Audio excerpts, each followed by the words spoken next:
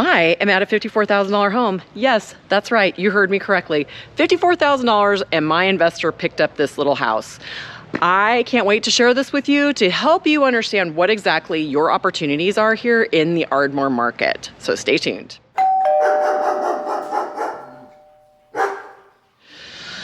Hey everybody, Stacy Hesser here, your favorite realtor in all of Southern Oklahoma. And I am standing here in front of one of my investors' recent purchases. And he gave me permission to go ahead and share this home with you guys so you can really get a good idea of what these homes are gonna take to bring them back to life. I truly just wanted to share with you the kind of opportunities that are available to you here. But like I said, this house was picked up for $54,000 and it's a little 2-bedroom, 1-bath bungalow, which he is going to go in and do a full remodel on. Okay, so first and foremost, I just wanted to give you a little bit of an exterior shot here. As you can see, the siding is peeling off pretty good, but it is wood underneath, so probably with I don't know, I'm gonna say a bit of elbow grease, you could probably salvage the siding. The roof is okay. Luckily, it is only a single layer of shingles. In the state of Oklahoma, you are actually allowed to do up to 3 layers of shingling. So that's a bonus that you don't have all that extra weight. Let's check out the inside. Do you like our string? So this is a smaller house with a smaller footprint. Like I said, it is a 2-bedroom, 1-bath home. This house does not currently have power to it, so it does limit your expectations for what you can do for inspections. But almost always you get some of these cool light fixtures that you possibly can salvage. City of Ardmore does actually have gas, so you can do some kind of gas heating in here. And then the kitchen, it's not bad. I mean, you could possibly do a refinish on the cabinetry. I always love having original wood cabinets and, you know, mouse poop. Plenty of mouse poop. But again, I just want to be real about what you can expect for $54,000.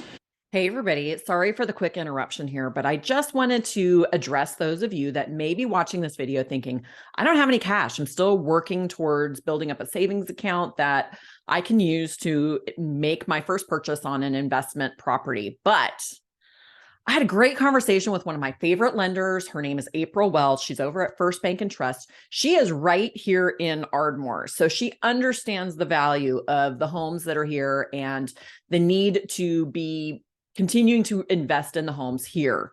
So she's a very local person that is working to build our community up. And I know she would love to hear from you. But we had a great conversation around a couple of different ways that you can get cash to do an investment property. The first way was if you had a home, if you are currently paying on a home, whether you have a mortgage on it or you have own it outright, either way, you have equity in that house. I'm virtually positive of it. The amount of equity that has grown in the last 2 years due to, well, basically the crazy housing market that we've been experiencing has really pushed up home values more than what we've ever seen before. It's a great time, great opportunity for you to take advantage of that equity that you have in your house, draw it out, and make that money work for you. It's something I really had never quite thought of in that manner, that you can actually take the equity of your house. It's like a savings account and put that money to work for you. So that's one way that you could get some money in order to turn around and do an investment property. Another, if you're not a homeowner, if you're not currently paying on a mortgage, you could also, if you own anything outright, even if it's a car, you have some kind of asset that you'd be able to use to potentially open up a line of credit, any number of things. April also discussed with me a third way that you can get cash to reinvest in a home. And it's a way to get a mortgage on a house for the end result of what it is that you're going to be doing. So let's say that you purchase a home for $54,000 and you believe by the time that you're done with it, that the home will now have a value of $150,000. So basically you're getting a valuation on the house for the end result, not the beginning. So that gives you this line of credit, in a sense. That's not what they call it, but it gives you this bit of credit to be able to work towards that end result. April has some flexibility because she is my bank partner here, like I said, local in the Ardmore area with First Bank and Trust, and she's amazing to work with. She communicates very well. She explains things in terms that you can easily understand, and I guarantee she would love to work with you. All of her contact information is going to be in the details below. I may be flashing it up on the screen right now. I don't know. We'll see what happens, but give her a call. And yeah, anyways, back to the video. Let's check out the backyard too.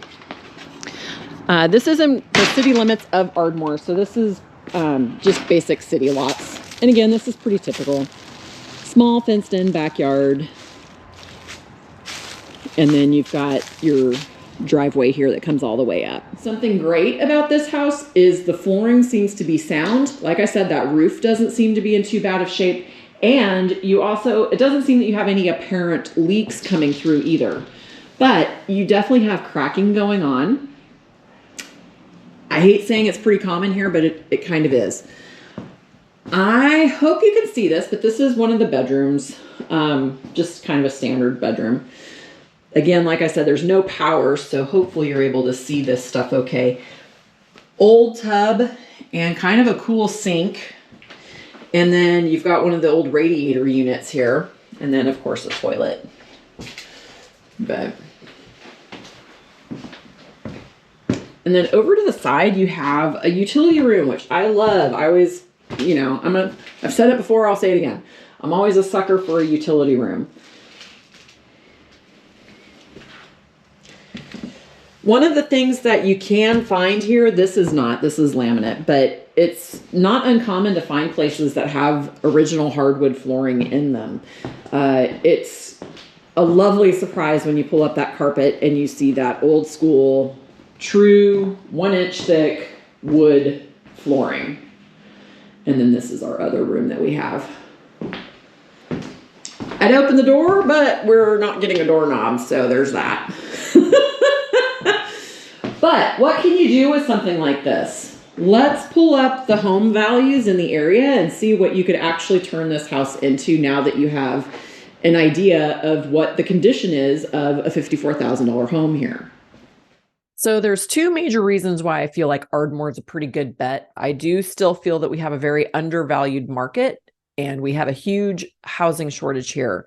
The Chamber of Commerce actually did a major housing study here in our area, and it showed us that we actually had a shortage of 1,000 homes. What's happening on top of that, the second reason, is we are bringing in more and more businesses to the Ardmore area. Why do I think Ardmore is truly a great place to invest in? Let's look at the numbers and let's get real about this. So this is one report I wanted us to look at. You can see that we still have some pretty soft numbers in the location that we're at. In this area exists a lot of homes that were built between the 1930s and the 1950s and 60s.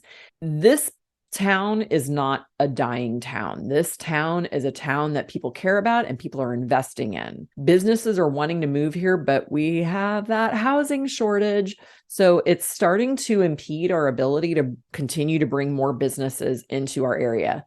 Something else that I hadn't mentioned yet, I mean, obviously we're on the I-35 corridor, but we are literally anywhere from an hour and 15 minutes to an hour and 30 minutes away from both Oklahoma City and Dallas-Fort Worth Metro. Okay, so let's talk about Ardmore itself and just take a look at this little heat map that I have access to.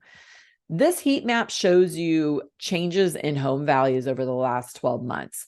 We still have some red areas in our market, which to me shows that it's a very strong area for people to come in and reinvest in these specific areas. These are areas that you can still get homes for that $50,000 price point. Okay, so I pulled some fresh numbers for this specific area, this quadrant that the investor home is in. This square marks off any homes that are active, pending, or closed within the last 180 days. So I pulled up all of the results for those houses that were in that area. So you can see there's still homes that are in there that are priced well under our average price per square foot. So still some pretty good deals to be had. But some of these might need a little more work than what you're willing to do. We do have a bit of condemned homes that are going to be mixed in there too, but this is really what I wanted to show you. Look at these price per square foot. This is a 2-bedroom, 1-bath home, and it went for $156 a square foot, with listed at $144,000 and sold for $142,000. That home that we just looked at was bought at $54,000. I mean, you could potentially be looking at a $90,000 return on your investment here in our market. Here's another one. This wasn't just a fluke. Another 2-bedroom, 1-bath, $148 a square foot. I hope you find this useful. Like I said, pulling this report and seeing these 2-bedroom, 1-baths going for that much price per square foot, that's intriguing to me. So $54,000 house, you may be able to turn around and sell it for $145,000. So if you're interested in any of this and want to learn more, please feel free to reach out to me. All of my contact information is in the details below.